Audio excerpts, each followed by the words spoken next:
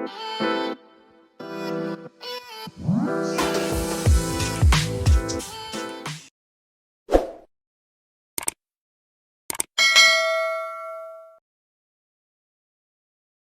lot of what it's talking about, recruiters, if you're using a traditional recruiter, which is fine, as a source of leads to interview, a lot of people are coming from a wide and shallow team. And so they might not have had much management experience, or if they have, because most firms are wide and shallow, the recruiters don't emphasize it. Yep. Everything Ed said, taking into account everything Ed just said about you can test them and see that whether or not their skill level's up to scratch. Jamie, is there some extra special sauce you look for, warning flag, that you've got someone who has those interpersonal parts? I found myself personally, I've had to dig a bit for that. If I'm talking to a recruiter or even interviewing someone, I've got to ask them, hey, did you actually manage anybody in your job? Because they usually leave it off the CV there. Have you found that's the case? And could you talk us through, is it important that if someone's being hired in that production manager role, because that's how every firm I'm working with right now is looking for a production manager, including me, my own. Is there something extra you look at in terms of the interpersonal skills on the production manager side? Yeah, I've spoken with Ed about this over the years. So one of the probably tips is, I think it's in your reference checks. So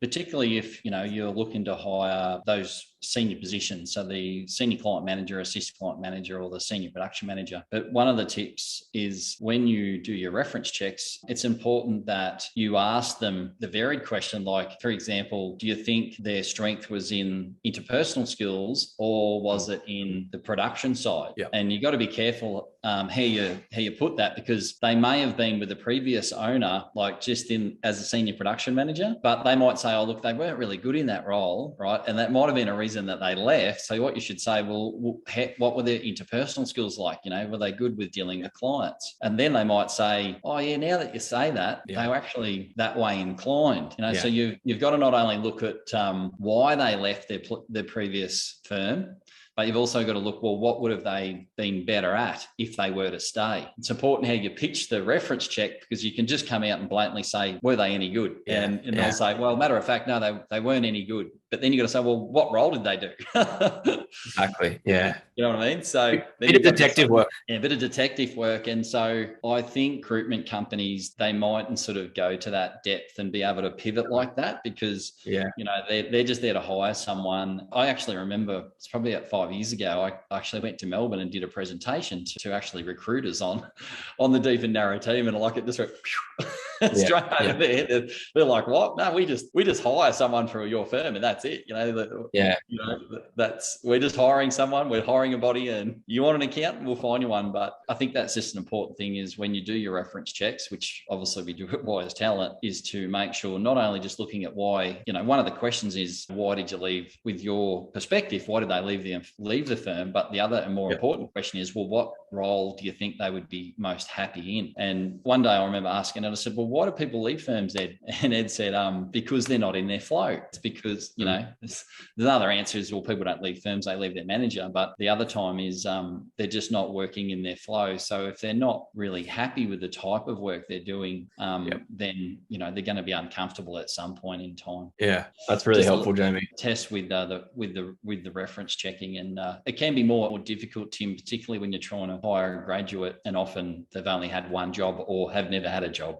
So the reference checks becomes a little bit more risky, but as long as you're aware of that risk. Yeah, no, that's good. Ed, we stress the importance of the client managers having interpersonal skills a lot. And I think we probably don't do enough justice to the fact that people who are managing staff do have to have a level of interpersonal skills as well. You and I guess over our time have seen where that goes wrong with firms when they don't have those. Usually what Jamie said, people leave their boss, they'll leave their direct manager. Is that right, Ed? So we're right in saying they do need a level of interpersonal skills to be able to effectively manage people. It's not the same interpersonal skills that you need if you're talking to clients, though. Yeah, 100%. Because the level of communication that you're required to speak to clients is different to the communication skill you need to speak to your own staff. So, for example, if the client has a profit of 100,000 and their tax bill is 30 grand and they don't have any money in the bank, if you say to them, you've got the tax bill of 30 grand, they'll say, well, how can I have made that money? Well, I've got no money in the bank. Yeah. Well, that person has to be able to explain technical terms in layman's terms so you can connect with your client. Now, with a senior production manager, they don't need that level of communication because they're talking to their peers. They're talking to their people in their own industry. However, they have to have a certain level of people skills and not so task orientated, because if you're very, very strong on tasks and less on people,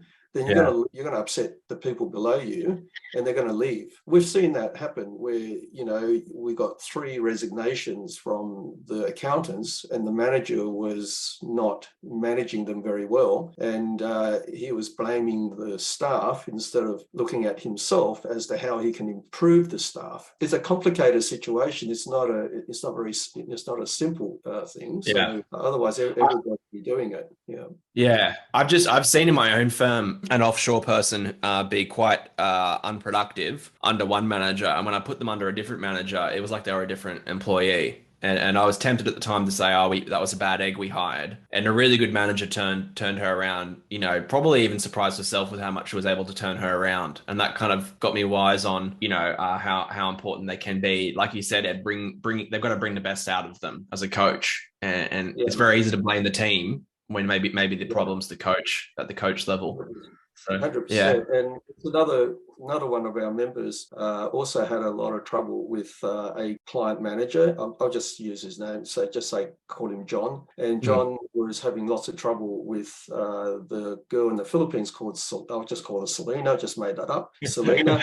And John used to complain about Selena. Selena's productivity was really low. And we kept thinking it was Selena. Selena was the problem. Yeah. And then John left and, they hired a new person. I'll call him Jason, a new client manager or a production manager. And Jason was able to get, 3 times the amount of productivity out of Selena. It's just that they connected. He was able to train them well, understood Selena's strong points and worked with her to get her productivity up. And Jason was focused on Selena and John was more interested in blaming Selena. There's 100%. It's the same person under a different manager has completely different results. And it's just crazy, isn't it? How the person manages that person as opposed to that person themselves. Yeah, and I guess a lesser manager would say, "Oh, this person's rubbish." Yeah. Whereas this manager said, "Look, she's tough compared to what I'm used to, but I'll see if I can turn her around somewhat." And she did. It was just a really great, I guess, example of what we're talking about that I saw in my own firm. Jamie, can you just leave us with one action point you suggest to take if you're looking at recruiting at the moment? I'm a massive believer in a little tip called the career history form. So I think that's in the Wise Vault, actually. So whether you're doing it yourself or using Wise Talent, have a look at the career history form. And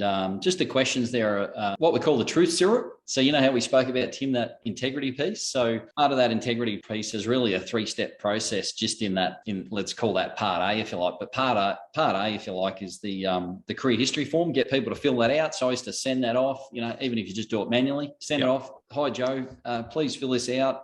Thanks for applying. The career history form's just that truth syrup. Then you can pressure test that. I like to say pressure test the career history form against an interview, face-to-face interview, and ask the particular questions in that interview about the career history form.